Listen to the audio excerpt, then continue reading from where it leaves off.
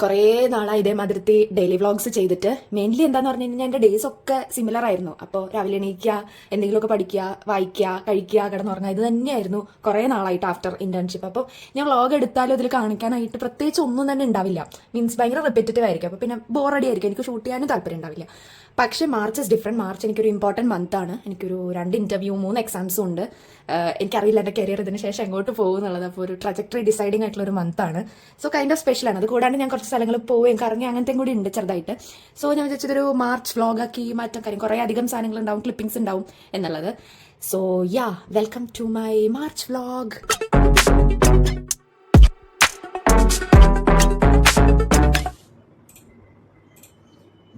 ഇന്ന് 2nd of March ആണ്. ഇന്ന് നൈറ്റാണ് എനിക്ക് ബാംഗ്ലൂർക്കുള്ള ട്രെയിൻ ഉള്ളത് ഇന്റർവ്യൂവിന് വേണ്ടിയിട്ട്. സോ കുറച്ച് പാക്കിംഗ് സ്റ്റഫുകൾ, സർട്ടിഫിക്കറ്റ് തപ്പാൻ 2-3 കോൾസ് വിളിക്കാനുണ്ട്.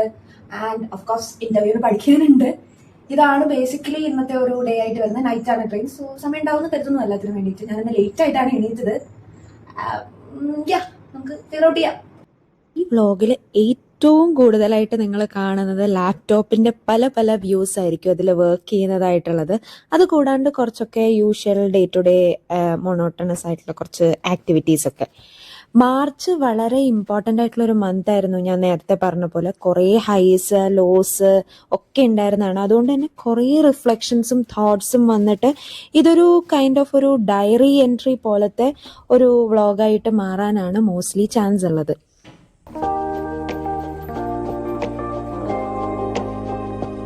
എനിക്ക് മറ്റന്നാളാണ് ഇന്റർവ്യൂ. പക്ഷെ എന്തിനാണ് ഞാൻ ഇപ്പോഴേ ടെൻഷൻ അടിക്കണമെന്ന് എനിക്കറിയില്ല. ഞാൻ എൻ്റെ സ്റ്റഡി ടൈമിൽ ഏറ്റവും എൻജോയ് ചെയ്ത് പഠിച്ചൊരു കാര്യമാണെന്ന് തോന്നുന്നു ഈ ഇൻ്റർവ്യൂ പ്രിപ്പറേഷന് വേണ്ടിയിട്ടുള്ള പഠിത്തങ്ങൾ. കാര്യം കുറേ GK, കുറേ കറണ്ട് അഫയേഴ്സ് ഒക്കെ ക്വസ്റ്റ്യൻസിന് ആൻസർ പറയണോ എന്നതിലുപരി അതൊക്കെ മനസ്സിലാക്കാൻ വേണ്ടി പഠിക്കുന്ന പോലെ ഉണ്ടായിരുന്നു. സോ കുറെ നാളായിട്ടായിരുന്നു അങ്ങനെ ഒരു കാര്യം ചെയ്തുകൊണ്ടിരുന്നത്. ലൈക്ക് ആൻസർ മാത്രം ചെയ്യാനല്ലാതെ ഒരു കാര്യം അണ്ടർസ്റ്റാൻഡ് ചെയ്യാനായിട്ട് പഠിക്കുന്നത്. സോ ഇതെനിക്കൊരു നല്ല ഒരു അനുഭവമായിരുന്നു. ഓൾ ടുഗെദർ കുറെ നോളജ് അക്വയർ ചെയ്യാൻ പറ്റി എന്നൊക്കെ വേണമെങ്കിൽ പറയാം. ഓൾസോ ഇതെൻ്റെ ഫസ്റ്റ് ഇൻ്റർവ്യൂ ആയിരുന്നു, ലൈക്ക് ഓഫ്ലൈൻ ആയിട്ടുള്ളത്. അതിൻ്റെതായ എല്ലാ നെർവസ്നെസ് ഉണ്ടായിരുന്നു. അതേപോലെ തന്നെ പുതിയൊരു എക്സ്പീരിയൻസ് ആയതുകൊണ്ടുള്ള ഒരു ത്രില്ലും ഉണ്ടായിരുന്നു. ബട്ട് വാട്ട് എവർ, നമ്മുടെ ഡെഡിക്കേറ്റഡ് ബ്രേക്സ് നെസസറി ആണ്. സോ ഗിൽട്ട് തോന്നാതെ ഇരിക്കാൻ ഞാൻ മാക്സിമം ശ്രമിച്ചിട്ടുണ്ട്.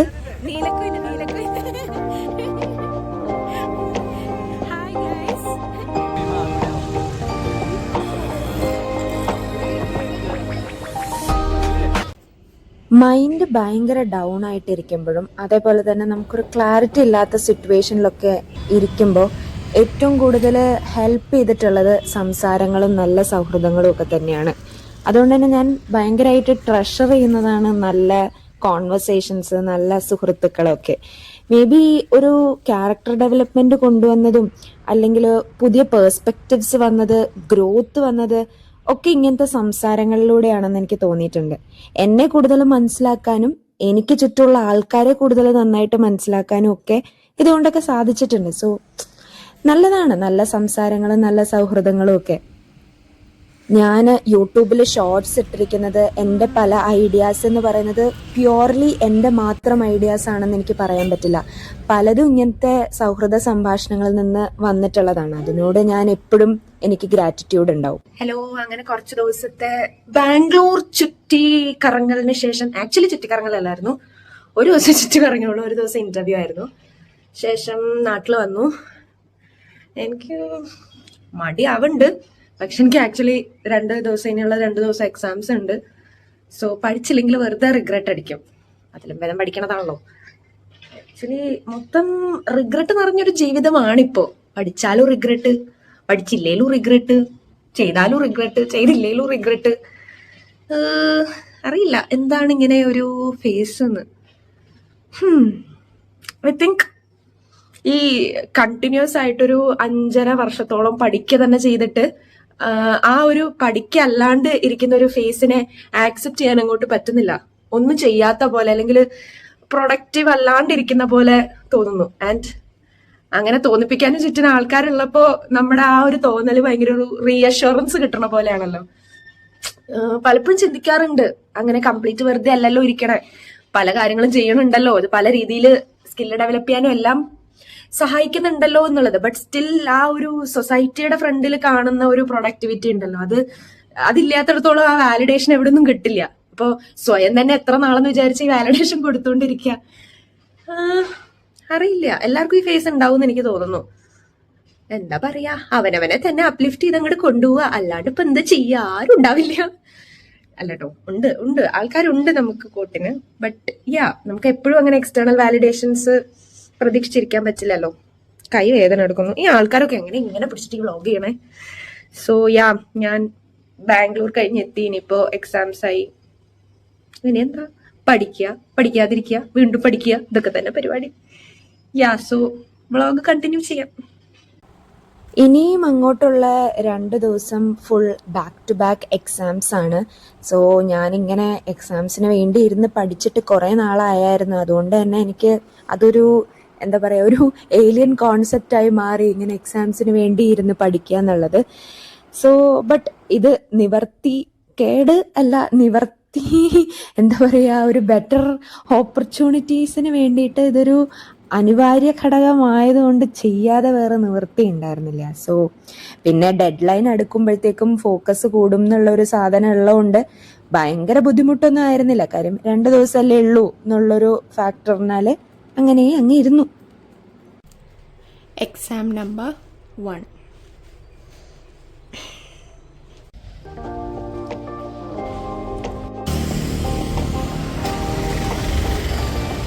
ഇന്ന് ആക്ച്വലി എൻ്റെ എക്സാം 2 ആണ്, 2ാമത്തെ എക്സാമാണ്. ഇത് കഴിഞ്ഞ് എനിക്കൊരു ബ്രേക്ക് ഉണ്ട്. പക്ഷേ due to certain personal reasons തീരെ മൂടില്ല എന്ന് പറഞ്ഞു കഴിഞ്ഞാൽ എങ്ങനെയെങ്കിലും കിടന്നൊന്ന് കരഞ്ഞാൽ മതി, അല്ലെങ്കിൽ ഈ സിറ്റുവേഷനൊക്കെ ഒന്ന് ഇവാലുവേറ്റ് ചെയ്ത് പ്രശ്നം കണ്ടുപിടിച്ചാൽ മതി എന്നാണ്. പക്ഷേ ഈ എക്സാമിൻ്റെ ഇടയ്ക്ക് ഇങ്ങനത്തെ ഇഷ്യൂസ് വരുമ്പോഴുള്ള പ്രശ്നം എന്താണെന്ന് പറഞ്ഞു കഴിഞ്ഞാൽ ചിന്തിച്ച് ആ ഒരു സിറ്റുവേഷൻ ഒന്ന് സോർട്ട് ഔട്ട് ചെയ്ത് എടുക്കാനുള്ള ഗ്യാപ്പ് പോലും കിട്ടില്ല. കാര്യം ഞാൻ അതിനെപ്പറ്റി ചിന്തിക്കാൻ തുടങ്ങുമ്പോൾ തന്നെ എനിക്ക് ഗിൽറ്റ് വരിക, ഇന്ന് എക്സാം ഉണ്ടല്ലോ, പഠിക്കണമല്ലോ എന്ന്. വേസ്റ്റ് സിറ്റുവേഷൻ ഏതാണെന്ന് തോന്നുന്നു, അറിയില്ല. ഞാൻ എല്ലാ സിറ്റുവേഷൻ വരുമ്പോഴും അതാണ് വേസ്റ്റ് എന്ന് പറഞ്ഞു.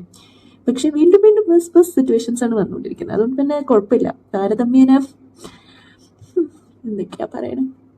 ഇപ്പം എന്താ, ഗിൽറ്റ് അടിക്കാതിരിക്കുക, അതാണല്ലോ പ്രധാനം. പഠിക്കാം. എപ്പോഴും ഭയങ്കര ഒപ്റ്റിമിസ്റ്റിക് ആയിട്ടുള്ള മൂഡോട് കൂടിയിട്ട് നമുക്ക് എക്സാം എഴുതാൻ പോകാൻ പറ്റില്ല അല്ലേ. പലപ്പോഴും പല ഫാക്ടേഴ്സ് കൊണ്ടൊക്കെ ഒരു മോശം മൂഡിലൂടെ എക്സാം എഴുതാൻ നിർബന്ധിതമാവാറുണ്ട്. അങ്ങനെ ഒരു ദിവസമായിരുന്നു ഇത്. ആൻഡ് എൻ്റെ കോൺസെൻട്രേഷൻ പോകുന്നായിരുന്നു ഞാൻ വിചാരിച്ചുകൊണ്ടിരുന്നത്. കാര്യം എനിക്ക് ചിന്തിക്കാൻ ടൈം കിട്ടിയിട്ടുണ്ടായിരുന്നില്ല അതൊന്ന് പ്രോസസ്സ് ചെയ്തെടുക്കാനായിട്ട്. പക്ഷേ എന്തോ ഭാഗ്യം എന്ന് പറയട്ടെ, സൈനിൻ്റെ കുറേ ഇഷ്യൂസ് ഒക്കെ ഉള്ളത് കൊണ്ട് എനിക്ക് കറക്റ്റ് ടൈമിനാണ് എക്സാം എഴുതി തുടങ്ങാൻ പറ്റിയത്. അതുകൊണ്ട് വേറെ ചിന്തിക്കാനുള്ള ടൈമൊന്നും എനിക്ക് അതിൻ്റെ ഇടയിൽ കിട്ടിയില്ല. ആ 1.5 മണിക്കൂർ കംപ്ലീറ്റ്ലി എക്സാം എങ്ങനെയെങ്കിലും എഴുതി തീർക്കാൻ പറ്റുക എന്നുള്ളൊരു സാധനം മാത്രമേ എൻ്റെ മനസ്സിലുണ്ടായിരുന്നുള്ളൂ. സോ ആ ഒരു ഇതിൽ കൈൻഡ് ഓഫ് ലക്കി ആയിരുന്നു എന്ന് വേണമെങ്കിൽ ഞാൻ പറയാം. ആ ഒരു സിറ്റുവേഷൻ അതങ്ങോട്ട് ബാലൻസ് ആയി പോയി എന്നുള്ളത്. ബട്ട് എങ്ങനെയാണ് നിങ്ങളൊക്കെ ചിന്തിക്കാറുള്ളത്? കമന്റ് സെക്ഷനിൽ പറയൂ കേട്ടോ. എൻ്റെ തോട്ട് പ്രോസസ്സ് യൂഷ്വലി വരുന്നത്, ഒരു സിറ്റുവേഷൻ വരുന്ന സമയത്ത് ഞാൻ ബയാസ്ഡായി പോവാതിരിക്കാനായിട്ട് ഞാൻ ആ സിറ്റുവേഷനിൽ റോങ് ആയാലുള്ള പോസിബിലിറ്റീസ് ആണ് ഞാൻ ഫസ്റ്റ് ചിന്തിക്കാറ്. ആൻഡ് അതുകൊണ്ട് തന്നെയാണ് എനിക്ക് എക്സാമിന് മുന്നേ, ഒരു ഇമ്പോർട്ടൻ്റ് ഇവൻറ്റിന് മുന്നേ ഇങ്ങനെ എന്തെങ്കിലും നടക്കുമ്പോൾ ചിന്തിക്കാൻ പറ്റാത്ത കാര്യം. ഞാൻ റോങ് എന്നുള്ളൊരു പൊസിഷനിൽ ഇരുന്നിട്ട് ചിന്തിച്ചുകൊണ്ടിരിക്കുമ്പോഴത്തേക്കിനും നമ്മുടെ ഒരു സെൽഫ് എസ്റ്റീം, നമ്മുടെ ഒരു കോൺഫിഡൻസ് അവിടെ കുറഞ്ഞുകൊണ്ടാണ് ഇരിക്കുന്നത്. അത് മേക്കപ്പ് ചെയ്തെടുക്കാനും അതിനനുസരിച്ച് സമയം വേണമല്ലോ. സോ ഒന്ന് താഴേക്ക് ഇറങ്ങിയാലാണല്ലോ മേലേക്ക് കയറാൻ പറ്റുക. ആൻഡ് അതുകൊണ്ട് തന്നെ ഇതൊരു മേജർ ഇവൻറ്റിൻ്റെ മുന്നേ ആയിട്ട് എൻ്റെ ഈ തോട്ട് പ്രോസസ് സ്ട്രാറ്റജി വർക്ക് ആവാറില്ല. But in the long run എനിക്ക് ഇത് തന്നെയാണ് വർക്ക് ആവാറുള്ളത്. കാര്യം ആദ്യം ഞാൻ തെറ്റാവാനുള്ള പോസിബിലിറ്റീസ് ആലോചിച്ച് സോർട്ട് ഔട്ട് ചെയ്ത് കഴിഞ്ഞിട്ടാണ് പിന്നീട് ഞാൻ ഇതിൻ്റെ അതർ വേർഷൻസ് ചിന്തിക്കാറുള്ളൂ. സോ എനിക്ക് കുറച്ചും കൂടി ഒരു ബാലൻസ്ഡ് പെർസ്പെക്റ്റീവ് കിട്ടാറുണ്ട് എന്നെനിക്ക് തോന്നാറുണ്ട്. കംപ്ലീറ്റ്ലി നമ്മൾ നമ്മുടെ കാര്യങ്ങൾ മാത്രം ചിന്തിച്ച് ഒരു ഡിസിഷൻ എടുക്കുന്നതിൽ പകരമായിട്ട് എല്ലാവരുടെയും അവസ്ഥകളും മാനിച്ചു കൊണ്ടിട്ട് നമുക്കൊരു കൺക്ലൂഷനിലേക്ക് എത്താൻ പറ്റുക എന്നുള്ളതാണ് ഈ തോട്ട് പ്രോസസ്സിന്റെ ഗുണം എന്നുള്ളത്. ജീവിതം ദുഃഖമാണുണ്ണി, ഉറക്കമല്ലോ സുഖപ്രദം. Good morning. സോ ഞാൻ എല്ലാ ദിവസവും വിചാരിക്കും ഇന്ന് 6 മണിക്ക് എണീക്കണം, ഇനി നെക്സ്റ്റ് ഡേ 6 മണിക്ക് എണീക്കണം എന്ന്. ബട്ട് ഞാൻ എണീക്കുന്നത് ഈ ഒരു സമയമാകുമ്പോഴാണ്. സോ എന്താ പ്രശ്നം എന്ന് പറഞ്ഞാൽ ഞാൻ ഈ സമയത്ത് എണീറ്റാലും എൻ്റെ എല്ലാ ടാസ്കുകളും രാത്രിക്ക് മുന്നേ തീർക്കും. So I'm right, I'm like എന്തിനു പിന്നെ എണീക്കണം നേരത്തെ. പക്ഷെ ആക്ച്വലി നേരത്തെ എണീറ്റ് എനിക്ക് കുറച്ചും കൂടി പ്രൊഡക്റ്റീവായിട്ട് ബെറ്ററായിട്ട് ചെയ്യാൻ പറ്റും. ഞാൻ നേരത്തെ പറഞ്ഞ തോട്ട് പ്രോസസ്സ് എന്ന് പറയുന്നത് എല്ലാവർക്കും എപ്പോഴും ചെയ്യാൻ പറ്റുന്ന ഒരു കാര്യമായിട്ടൊന്നും ഞാൻ പറയുന്നില്ല കേട്ടോ. ലൈക്ക് അത് എനിക്ക് വർക്കൗട്ട് ആവുന്നതും ചില സിറ്റുവേഷൻസിൽ മാത്രമാണ്. ബട്ട് അതൊരു ഒരു എറർ ഫാക്ടർ കുറയുന്ന ഒരു തോട്ട് പ്രോസസ് ആയിട്ടാണ് എനിക്ക് തോന്നിയിട്ടുള്ളത്. അതുകൊണ്ടാണ് ഞാനിതിവിടെ ഷെയർ ചെയ്തതും. ആൻഡ് ആ തോട്ട് പ്രോസസ്സിലേക്ക് കടക്കുന്നതിന് മുന്നേ ഒന്ന് റിലാക്സ് ആവേണ്ടത് വളരെയധികം അത്യാവശ്യമായിട്ടുള്ള ഒരു കാര്യമാണ്. അതുകൊണ്ട് തന്നെയാണ് ഞാൻ കൂടുതൽ റിലാക്സ് ആവുന്ന കാര്യങ്ങൾ കുറച്ചുകൂടെ ചെയ്യുന്നത്. ക്ലീനിങ് ആയാലും എന്തെങ്കിലും ബുക്സ് വായിക്കുന്നതാണെങ്കിലും ഒക്കെ. അതോടൊപ്പം തന്നെ വീട്ടിൽ തന്നെ ഇരുന്നിട്ടുള്ള ഈ ഒരു മൊണോട്ടണസ് ആയിട്ടുള്ള ലൈഫ് ബ്രേക്ക് ചെയ്യാനായിട്ട് ഒബ്വിയസ്ലി ഹെൽപ്പ് ചെയ്യുന്നത് പുറത്തു പോകുന്നതും ഫ്രണ്ട്സിൻ്റെ കാണുന്നതും ഒക്കെ തന്നെയാണ്. അതൊക്കെയാണ് എന്നെ സെയിൻ ആയിട്ട് വെക്കുന്ന കാര്യങ്ങളെന്ന് വേണമെങ്കിൽ പറയാം. സോ ഇടയ്ക്കൊക്കെ ഇങ്ങനത്തെ ബ്രേക്സ് നെസസറി ആണ്. എത്ര മണി?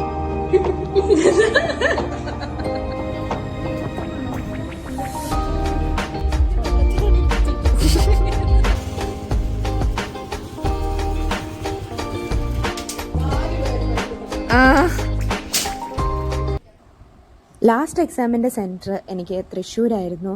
സോ അതൊരു ട്രിപ്പാക്കി മാറ്റാമെന്ന് വിചാരിച്ചപ്പോഴത്തേക്കിനും അമ്മ പറഞ്ഞു ഓക്കെ വരൂ ഗുരുവായൂർ പോവാം, അതൊരു ട്രിപ്പാവട്ടെ എന്നുള്ള രീതിയിൽ. സോ സാരി ഉടുക്കാൻ കിട്ടുന്ന ഒരു അവസരവും പാഴാക്കാത്തതിനാൽ നമ്മൾ എക്സാമിന് ശേഷം ഗുരുവായൂർ പോകാനായിട്ട് വിചാരിച്ചു. ആൻഡ് ഗുരുവായൂർ പോയിട്ടുള്ളവർക്കറിയാം അവിടെ നല്ല വലിയ ക്യൂ ആണ്. ആൻഡ് ക്യൂ നിൽക്കണ സമയത്ത് നമുക്ക് ഫോണോ ബുക്സോ ഒന്നും പാടില്ല. സോ ബേസിക്കലി നമ്മൾ ഒന്നും ചെയ്യാണ്ട് വെറുതെ ഒരു 4-5 മണിക്കൂർ ഇരിക്കുക എന്ന് പറയുന്നത് ഭയങ്കര ബുദ്ധിമുട്ടുള്ള കാര്യമാണ്. ആൻഡ് ഞാൻ കുറച്ചെങ്കിലും അത് ഓവർടേക്ക് ചെയ്യുന്നത് ഇങ്ങനെ ആൾക്കാരെ ഒബ്സർവ് ചെയ്യുന്നതിലൂടെ തന്നെയാണ്. ആൻഡ് അത് നല്ലൊരു വിനോദം നിറഞ്ഞ പരിപാടിയായിട്ടും കൂടി എനിക്ക് തോന്നാറുണ്ട്. അങ്ങനെ ഞാൻ ഒബ്സർവ് ചെയ്ത ഒരു കാര്യം പറയാവേ. മോസ്റ്റ്ലി ഇങ്ങനത്തെ ലോങ് ക്യൂസിലൊക്കെ കട്ട് ചെയ്ത് കയറുന്ന 1-2 ബിരുദന്മാരുണ്ടാവും. ഞാൻ എപ്പോഴും വിചാരിക്കും ഈ അമ്പലത്തിൽ ഇവരെന്തിനാണ് ക്യൂ കട്ട് ചെയ്ത് കയറുന്നത്. കാര്യം ഇവരത്ര ഹാർഡ് കോർ വിശ്വാസികളാണെങ്കിൽ ഇങ്ങനെ ഒരു കള്ളത്തരം ചെയ്യുന്നത് അവരുടെ ധാർമ്മിക ബോധത്തിനെതിരല്ലേ. പിന്നെന്തിനാണ് ഇവര് അങ്ങനെ ചെയ്യുന്നത്? ഇനിയിപ്പോൾ അല്ല വിശ്വാസികളല്ല എങ്കിൽ അത്ര കഷ്ടപ്പെട്ട് ക്യൂ നിന്ന് എന്തിനാണ് ഉള്ളിൽ കയറേണ്ട ആവശ്യം എന്താണ്? പുറത്തുനിന്ന് കണ്ടിട്ട് വേണമെങ്കിൽ പോവാലോ. സോ എനിക്കിതിൻ്റെ ലോജിക്ക് എന്താണെന്ന് മനസ്സിലായിട്ടില്ല. ഇനി ക്യൂ കട്ട് ചെയ്യുന്നത് ഇവരുടെ ധാർമ്മിക ബോധത്തിൽ ഉള്ള കാര്യമല്ല എന്നുള്ളതാണോ? എനിക്കതൊരു ഫണ്ണി ഫാക്റ്റായിട്ട് തോന്നി ഞാനിങ്ങനെ ഈ ഒരു സാധനം ഒബ്സർവ് ചെയ്തപ്പോൾ. എന്താണ് നിങ്ങളുടെ തോട്ട്സ്? ലാസ്റ്റ് ഇന്റർവ്യൂ ആണ്. സാച്ചുറേഷന്റെ പീക്ക് എത്തി ഞാൻ. ഇനി എനിക്ക് ഒന്നിനും കഴിയില്ലെങ്കിൽ 1 മാസത്തേക്ക് റെസ്റ്റ്. അങ്ങനെ എൻ്റെ ഈ മന്തിലെ 3 എക്സാം 2 ഇന്റർവ്യൂ കോട്ട അവസാനിച്ചിരിക്കുന്നു ഇന്നത്തെ ഇന്റർവ്യൂവിനോട് കൂടിയിട്ട്. ഓക്കെ ഇന്റർവ്യൂ ആയിരുന്നു. ബട്ട് എനിക്ക് ഇതിന്റെ റിട്ടേൺ എക്സാം മാർക്ക് കുറവായതുകൊണ്ട് വലിയ സ്കോപ്പ് ഒന്നുമില്ല. പിന്നെ ബിരിയാണി കിട്ടിയാലോ എന്ന് കരുതി വെറുതെ ചാൻസ് കിട്ടിയപ്പോൾ ഒരു എക്സ്പീരിയൻസിന് വേണ്ടിയിട്ട് അറ്റൻഡ് ചെയ്തതാണ്.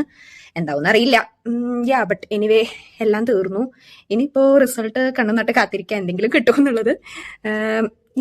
ആൻഡ് കിട്ടിക്കഴിഞ്ഞിട്ട് ഞാൻ ഡീറ്റെയിൽസ് പോസ്റ്റ് ചെയ്യാം എങ്ങനെയായിരുന്നു എന്നുള്ളത്. Means if anyone is interested. ഞാൻ ട്രഡീഷണൽ ആയിട്ടുള്ള ആയുർവേദ PG അങ്ങനെ ആയിട്ടുള്ള പോണ് കുറച്ചും കൂടി ഒരു വൈഡർ ഒരു ഹെൽത്ത് ഡൊമൈൻ ആസ്പെക്റ്റിലേക്കാണ് മാറാനായിട്ട് പ്ലാൻ ചെയ്യുന്നത്. സോ ഡീറ്റെയിൽസ് എന്തെങ്കിലും അറിയണമെങ്കിൽ കമന്റ് സെക്ഷനിൽ പറയൂ, ഞാൻ വീഡിയോസ് ചെയ്യാം അതിനെ പറ്റിയിട്ട്. സോ ഇനിയും പോയി റെസ്റ്റ് എടുക്കണം, കറങ്ങാൻ പോകണം, ഇങ്ങനത്തെ പരിപാടികളൊക്കെയാണ് ഒരു കുറച്ച് നാളത്തേക്ക്. ആശ്വാസമായി. അങ്ങനെ കുറേ സംഭവ വികാസങ്ങളുടെ ഒടുവിൽ മാർച്ച് മാസം തീരാറായിരിക്കുന്നു.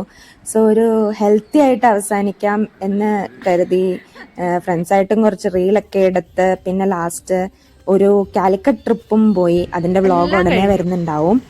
ആൻഡ് അതിന് ശേഷം ഒരു വോക്കത്തോണും കൂടി പോയി അമ്മയോടൊപ്പം, ഒരു 5 കിലോമീറ്റർ നടത്തം.